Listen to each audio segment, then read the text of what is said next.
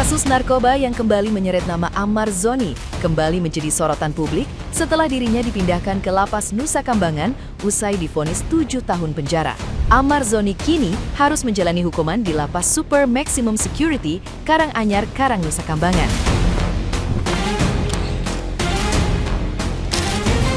Pemindahan dilakukan bersama 4 warga binaan lain yang terlibat dalam perkara sama terkait dugaan transaksi narkoba di dalam rutan Salembah.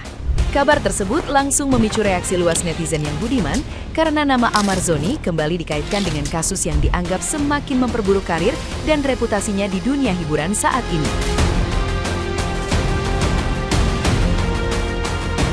Pemindahan Ahmad Zoni dilakukan dengan pengawalan ketat aparat gabungan dari kejaksaan, petugas lapas, TNI, hingga kepolisian.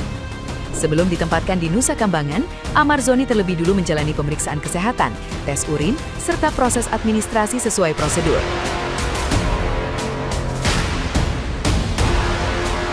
Dalam sidang sebelumnya, Majelis Hakim menyatakan Ahmad Zoni terbukti terlibat dalam perkara perantara jual beli narkotika dengan berat melebihi 5 gram. Vonis 7 tahun penjara yang diterimanya memang lebih ringan dari tuntutan 9 tahun. Namun kasus ini tetap menjadi pukulan besar bagi kehidupan pribadi maupun perjalanan karir Ahmad Zoni di industri hiburan tanah air saat ini.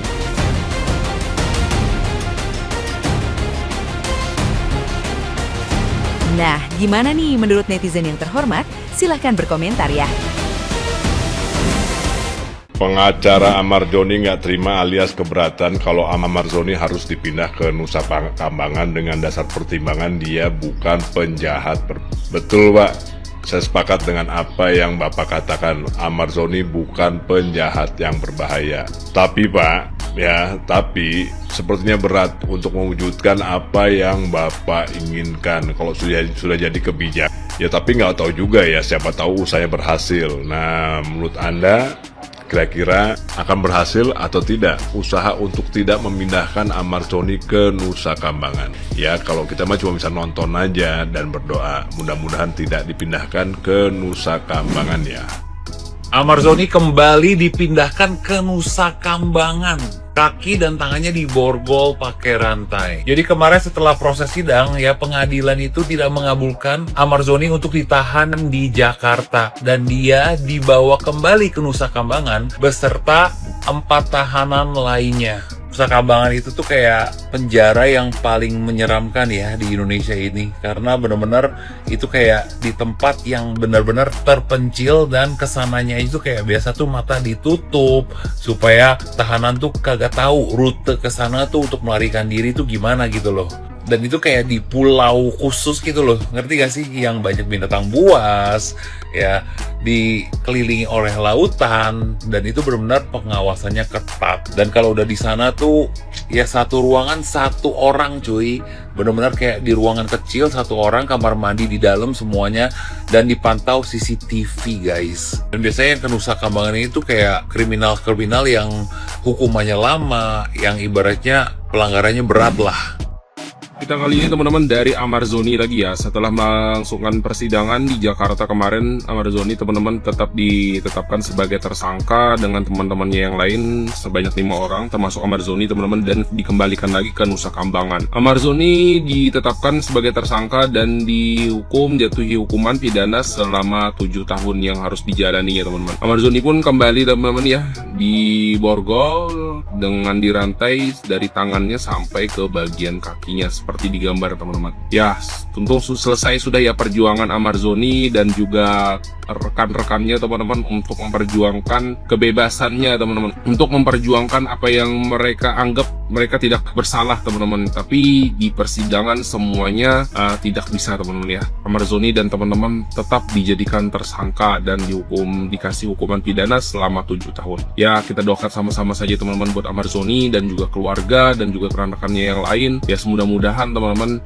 diberi kesabaran dan keikhlasan ya untuk menjalani hukuman selama 7 tahun. Mudah-mudahan juga nanti kalau misalkan Ahmad Zoni berlaku baik dan tidak mengulangi misalkan kesalahan yang dia lakukan lakukan. Mudah-mudahan ini jadi pelajaran juga buat Amarzoni dan buat kita semua teman-teman. Dan juga mudah-mudahan untuk keluarga Amarzoni juga diberi kesabaran ya, untuk Amarzoni terutama dia yang menjalani. Tambahkan di kolom komentar buat teman-teman lebih tahu tentang kasus ini, dan tambahkan di kolom komentar juga apa pendapat kalian.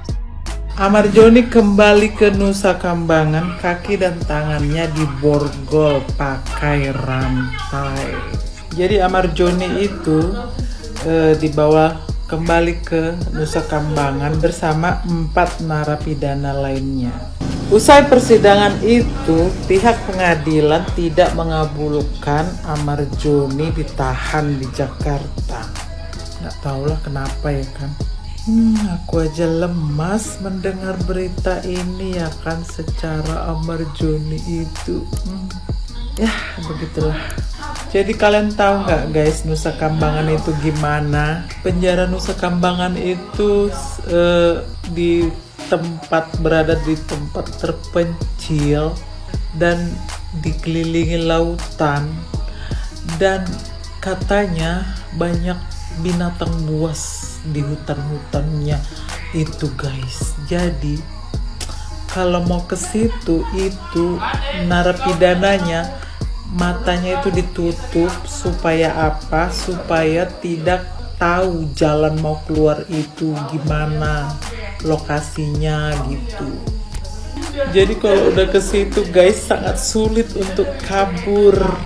Jadi kalau sudah sampai ke penjara Nusa Kambangan itu, kalian tahu nggak guys, itu di penjara 1 orang, dan kamar mandinya juga di situ 1, di dalam itu semua di situ. Jadi diawasin dengan CCTV juga.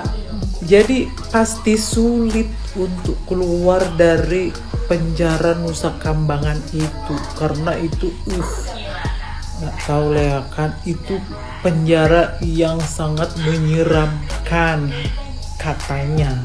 Dan kalau sudah di penjara di Nusa Kambangan ini guys, kalian tahu itu memang hukumannya itu yang sangat lama dan pelanggarannya itu sangat berat. Ya begitulah yang aku tahu guys.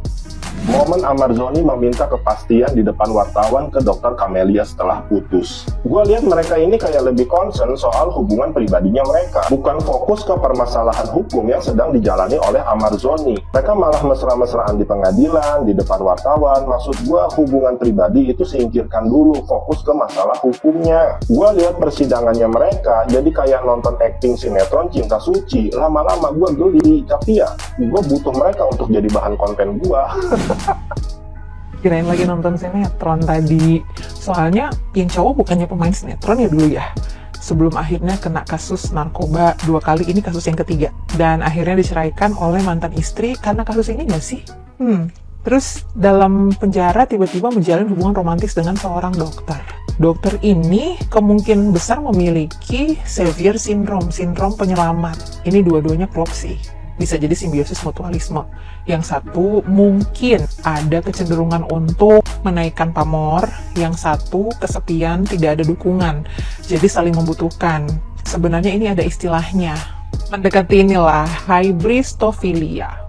Jadi kalian bisa baca sendiri di situ, meskipun di sini sih agak ekstrim ya kriminalitasnya begitu. Sementara kan untuk kasus yang tadi itu kasusnya narkoba ya, bukan yang ekstrim yang gimana-gimana gitu. Tapi secara psikologis bisa dijelaskan kenapa bisa terjadi hubungan romantisme di balik jeruji besi. Ini ada orang yang punya mentalitas penyelesai masalah. Tadi makanya aku bilang Savior Syndrome, sindrom penyelamat, sindrom pahlawan. Begitu ya. Jadi mungkin si perempuannya ingin menyelamatkan, ingin merasa bahwa dia satu-satunya yang bisa memberikan itu. Meskipun ya sebelum ini kan udah ngomong si dokternya, mah kalau aku merasa dimanfaatkan, aku kecintaan sendiri, kepedean gitu kan. Tapi ternyata balik lagi tuh. Ya kedua tuh ada keinginan untuk terkenal. Ya kemudian ketiga ada kebutuhan akan keamanan atau kontrol. Kayak gitu. Yang keempat ada teori evolusi atau psikologis.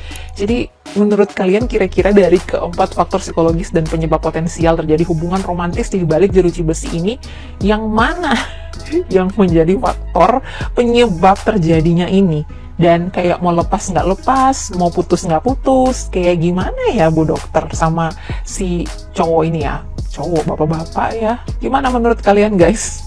Ini trending banget soalnya FYP terus di berandaku. Menurut kalian gimana nih guys?